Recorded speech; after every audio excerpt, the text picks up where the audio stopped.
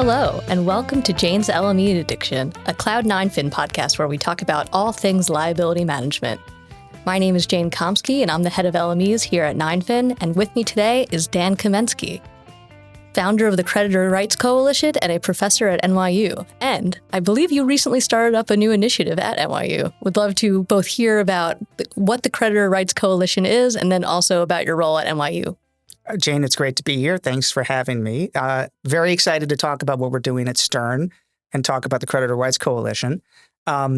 Stern, being in New York City, has always had a very central place when it comes to bankruptcy and restructuring.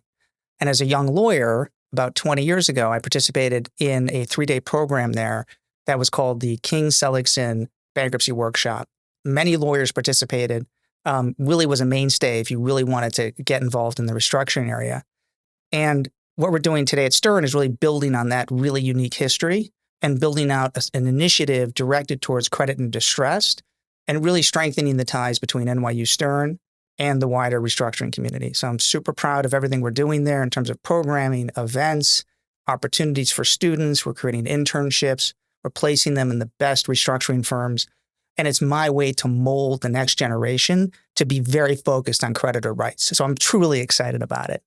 Yeah, I mean, that's amazing because, I mean, you've worn like every hat that one could wear in this sort of industry, right? You were a lawyer, you worked at a sales and trading desk, you worked on the buy side. But how did you end up starting Creditor Rights Coalition?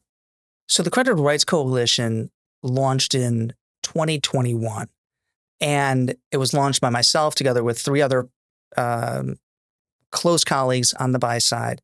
And the genesis for the Creditor Rights Coalition was to create an advocacy organization that would also entail engagement.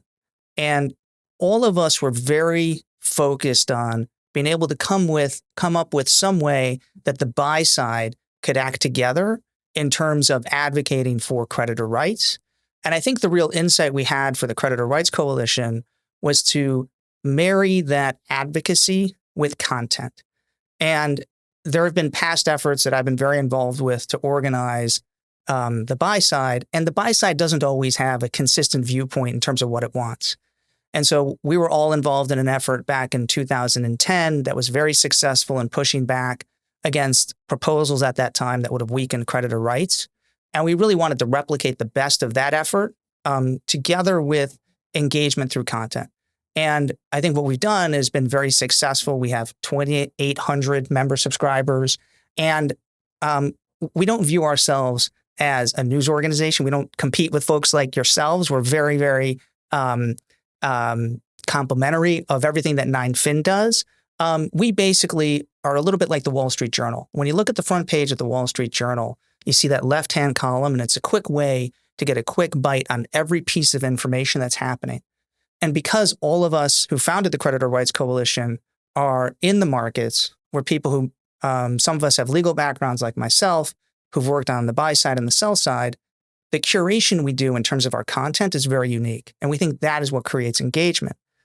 But that engagement is really towards that end goal of being able to respond when necessary to be able to ensure fairness, transparency, and consistent rules of the road. And I think that's something that's actually so interesting about Creditor Rights Coalition, which is that, yes, you guys have this content media side, but you're also willing to actually take a position and put your name on the line. Like an example, in CERTA, you guys actually wrote an amicus brief in support of the decision that was ultimately given, which is that you did not believe that open market purchases applied to privately negotiated transactions. I'd love to just hear more about like what form the advocacy really ends up taking. So like any organization, we're very consensus driven.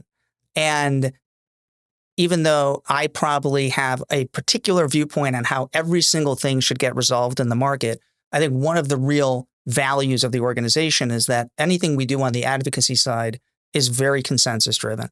And our model is not a model where we're based on membership. So we're not trying to tailor our advocacy towards what our membership wants. We really are trying to be thoughtful about tailoring our advocacy towards our goals and our mission, which is that transparency and equal rules of the road. So when CERTA came up, it was a very easy decision for us to take a position because of our view, historically having been in the markets, we all felt very strongly that CERTA, the CERTA exception, using that open market purchase exception, was never what was intended by the lenders in the market. So that was actually a very easy one for us to do. And we were very excited to see that our views in terms of how the market interpreted that provision were largely incorporated into the opinion. But from our perspective, there are very few organizations that can take a viewpoint that is truly only trying to achieve its goals of transparency, equal treatment of similarly situated creditors, and having consistent rules of the road. Yeah. And so I think something that would be interesting for us to discuss is sort of how that applies to LMEs more broadly. Mm-hmm. It's not like your organization like specifically hates up tiers or drop downs. It's not about that for you, right? So are there like specific bright lines, or are there specific parts of LMEs that are of particular interest to CRC? Yes. When we think about the markets and we think about what affects the markets, there are certain things that have been around for a very long time. And I can think back to very early in my career when there were liability management transactions that utilized basket capacity, this idea of leakage outside of your credit group. That's something that's been around a very long time. What really has become very different is over the last 8 to 9 years, even before CERTA, we sort of saw the first wave of this through the Peabody bankruptcy. And it was something that we started to call exclusive opportunism, which is this idea that a subset of lenders could obtain opportunities for themselves at the expense of other similarly situated creditors. So that concept is one that, for us, was a very easy, bright line. So in the context of bankruptcy, where similarly situated creditors have to be treated the same within their class, or in the case of the markets, where first lien lenders, from our perspective, are expecting to be treated the same exact way as other first lien lenders with respect to their fundamental rights, are issues that we feel very comfortable with taking a position in terms of what we think the market expects in those circumstances. Yeah, that makes sense. And so I guess when we think about sort of how to fight back against that sort of treatment, right?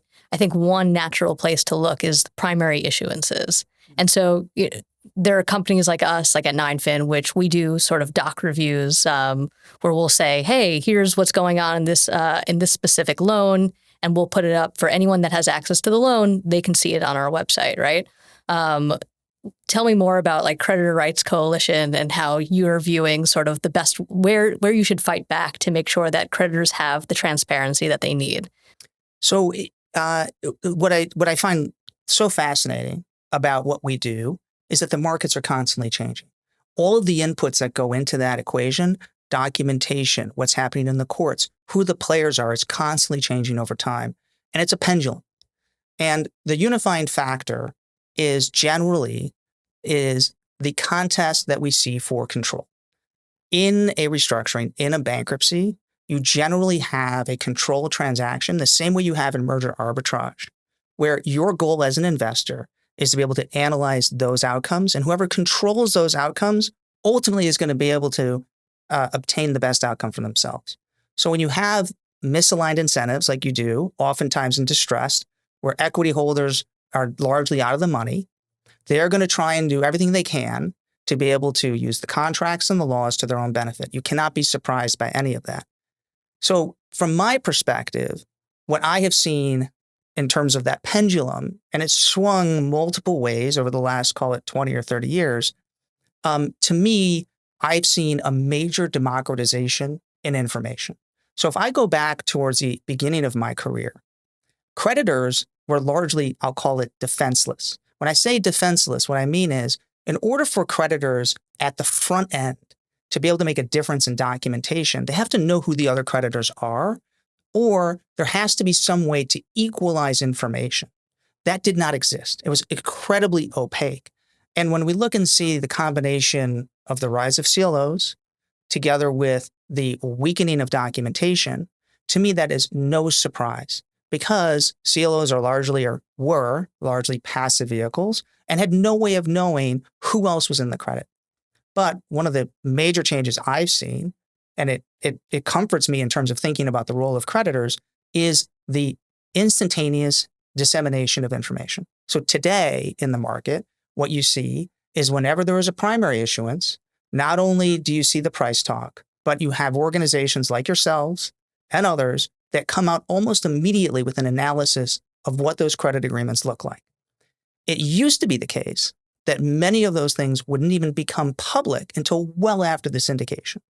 But in today's markets, we're finding that out immediately, and there has been pushback, I would say successfully so, against some of the more egregious examples of what I would call overreach. But that is a pendulum, and that will continue to swing back and forth. But as long as information's available, creditors will have the tools in the toolkit to be able to push back against provisions in contracts that they think are taking away their fundamental rights. So what kind of provisions do you think are egregious overreach? Would love to hear more about that.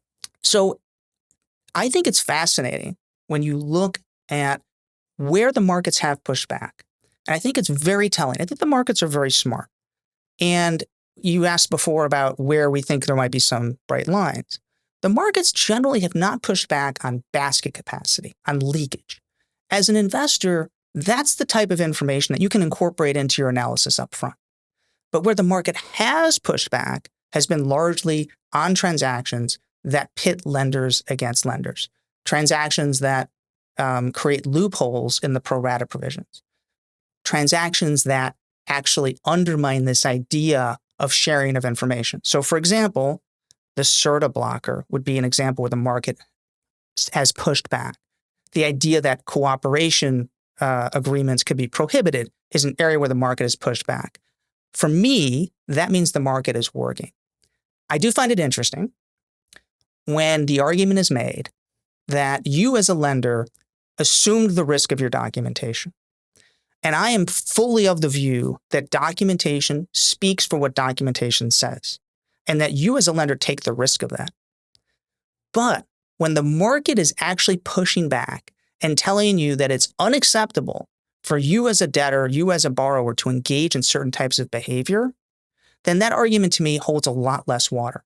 It's hard to say you as a lender assume the risk that you could be treated on a non-pro rata basis when you're fighting tooth and nail, playing whack-a-mole against sponsors counsel to change documents in your favor.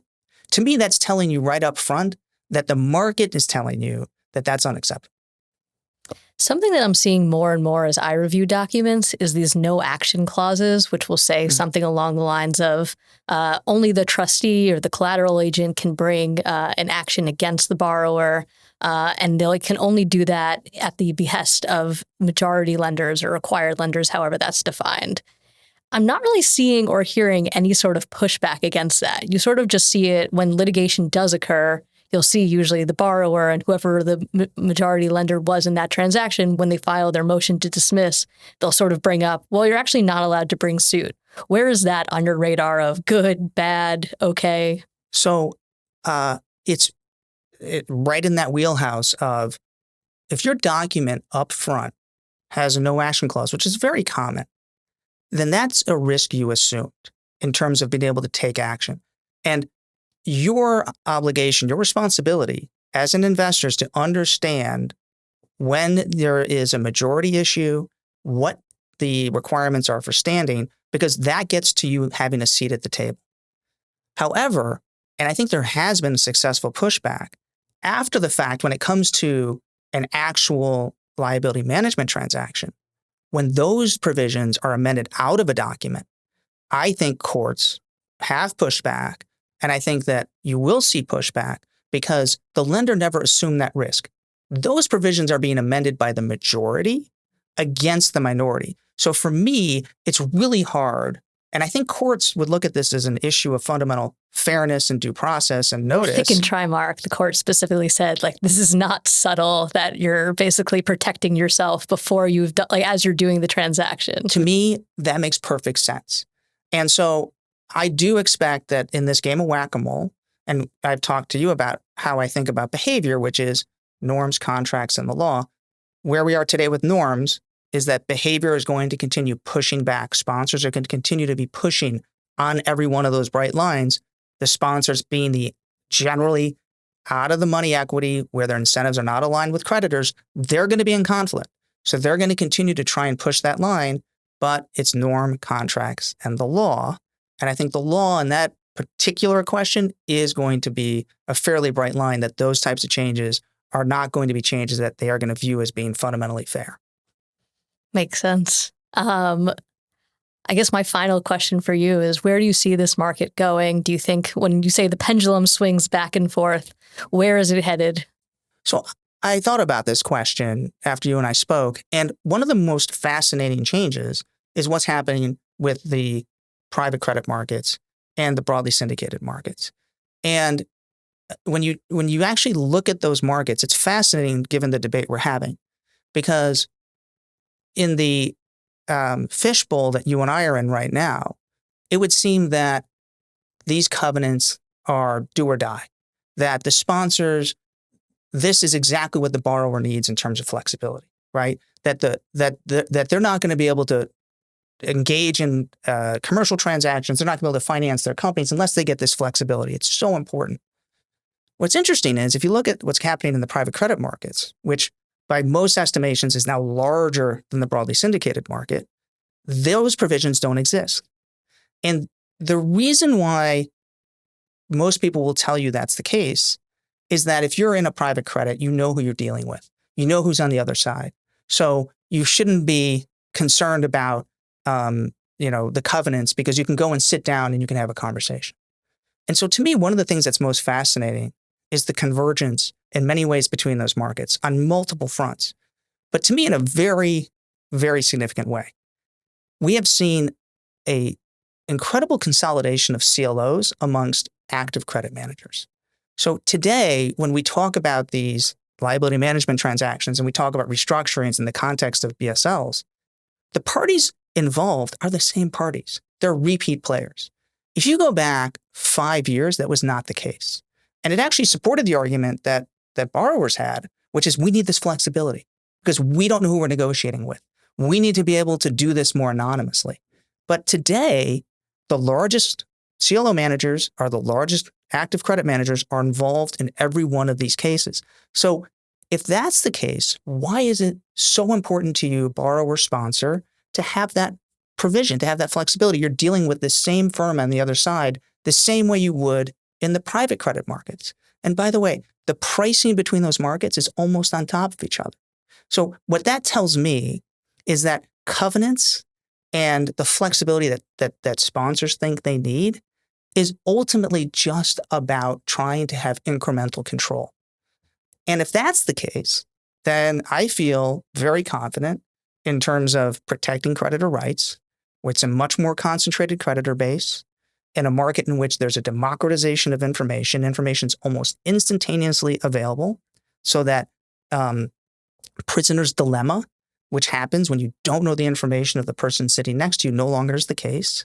I think we're going to continue to see the pendulum move back and forth, but I sleep well at night thinking about creditors and their ability to maintain that fairness, transparency, and consistent rules of the road. And it does seem like that shift has already happened. I mean, all the major transactions that we've seen this year are not like CERTA, where 51% gets everything and 49% gets nothing. Now we're in sort of this new environment where everybody gets something. Among the first lien lenders, if they started off as a class, they might not get as much as the person next to them. But it also seems like they're like that a lot of lenders are willing to accept that, and they haven't necessarily pursued that. The cost of pursuing litigation is massive. And that is a big tax on both sides of that transaction, both the borrower / insider group and that excluded group. So that is a real expense, and that is something that's going to drive consensus and drive people towards a middle of the road outcome. And the other sort of big question mark is, do we see a change in this trend of LMEs being a road to nowhere? And they're becoming more normalized, to your point. And it's probably a really good outcome to think that these transactions are actually transactions that are going to give sufficient liquidity, runway, and right sizing of cap structure that these companies can survive. So that's a TBD. I'm cautiously optimistic that could be the case, in which case we're going to look back at these transactions and say maybe there is some good that ultimately comes out of them. It does seem like in the last year or so, all of the LMEs have sort of extended maturities out to 27, 28. So do you think that there's going to be this sort of massive swing back, and that 2027 or 2028 is going to be like the year of bankruptcies left and right? Or do you think, like you said, that these are really good fixes for these companies? So I wouldn't go so far as say good fixes. Don't put those words in my mouth. The real test is whether or not these companies can actually build into their cap structure. So the concern I have oftentimes in an LME is that if you look at the incremental interest expense, it's oftentimes going higher. There's new money put in. That new money is going to have a rate much higher than the existing debt in the cap structure. So unless they're capturing enough discount out of that cap structure, their interest expense is going higher. And what you have to realize is these companies are companies that have already struggled, which means that they're not investing in their business. So the example I give my students is go into a real retail store. If you go into a retail store and you see that it's recently been refurbished, you're going to see a lot of retail traffic. But a store that's been essentially suffocated in terms of capital is not going to be able to reinvest in that business. So if you really want a company to succeed, it has to have capital to invest in the business. So my concern in a lot of these transactions is pro forma. Does this company have more money to invest in its business? And if it does, and it's able to build into its cap structure, then I think it could have a good outcome. And with that, thank you so much for joining me today. I really appreciate you coming. And if anyone has any questions or comments, please message podcasts@9fin.com. Thank you.